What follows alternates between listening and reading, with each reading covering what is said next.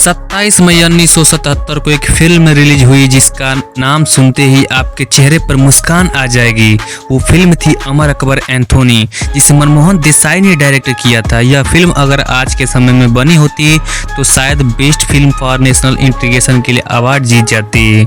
मनमोहन देसाई को यह आइडिया एक अखबार की खबर से मिला था जिसमें 3 धर्मों के बच्चों को अलग अलग परिवारों द्वारा गोद लिए जाने की बात थी। उन्होंने अपने बेटे से कहा, जहां यह कहानी खत्म होती है वहां से हमारी कहानी शुरू होती है। वास्तव में फिल्म का टाइटल राम रहीम जान होने वाला था, लेकिन बाद में इसे बदलकर अमर अकबर एंथोनी कर दिया गया, जो ज्यादा आकर्षक लगा। यह फिल्म सुपरहिट रही और कई सिनेमाघरों में 100 हफ्ते तक चली। अमर अकबर एंथोनी में विनोद खन्ना के किरदार के अपोजिट कोई हीरोइन नहीं रखी गई थी। मनमोहन देसाई को लगा कि उनका कैरेक्टर थोड़ा सीरियस किस्म का है, इसलिए उनके साथ किसी हीरोइन को रखना ठीक नहीं लगेगा। विनोद खन्ना को जैसे ही ये बात पता लगी, वो पहुंच गए डायरेक्टर के पास। उन्होंने मनमोहन देसाई से कहा कि अमिताभ और ऋषि कपूर के साथ हीरोइन है, इसलिए उनके साथ भी होनी चाहिए। मनमोहन ने बहुत समझाया, लेकिन विनोद मानने को तैयार नहीं थे।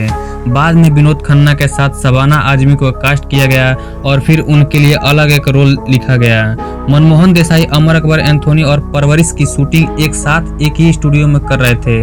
दोनों फिल्मों की कास्ट भी लगभग एक जैसी ही थी। वो चाहते थे कि दोनों फिल्मों को जल्द से जल्द रिलीज किया जाए। पहले वो परवरिश का एक सीन शूट करते थे, फिर अमर अकबर एंथोनी का, लेकिन सारी तैयारी धरी की धरी रह गई। साल 1975 में आपातकाल लगाया गया और मनमोहन की फिल्में अटक गई। इसी का नतीजा रहा कि 1977 में उनकी एक के बाद एक 4 फिल्में धर्मवीर, चाचा भतीजा, परवरिश और अमर अकबर एंथोनी रिलीज हुई और सब के सब सुपरहिट रही।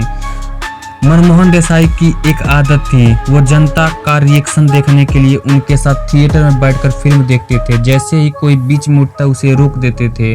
कई बार तो हाथापाई पर तक भी पहुंच जाती थी। अमर अकबर एंथोनी का प्रीमियम चल रहा था। फिल्म का स्टार कास्ट और इंडस्ट्री के जाने माने लोग बैठकर फिल्म देख रहे थे। जैसे ही एक सीन खत्म हुआ, मनमोहन खुद ही उठकर बाहर निकलने लगे। अमिताभ सोच में पड़ गए कि कहाँ गड़बड़ हो गई। फिर भागते भागते उनके पास पहुंचे, पूछा क्या हुआ। मनमोहन कहते हैं, अब से मेरी फिल्मों में काम तुम करोगे। इसी फिल्म से मनमोहन देसाई डायरेक्टर के साथ प्रोड्यूसर भी बन गए और फिल्म बनाई नसीब 1981 में, देश प्रेमी 1982 में, कुल्ली 1983 में, मर्द 1985 में, तूफान 1989 में। इन सभी की खासियत थी कि सभी में अमिताभ बच्चन नजर आए।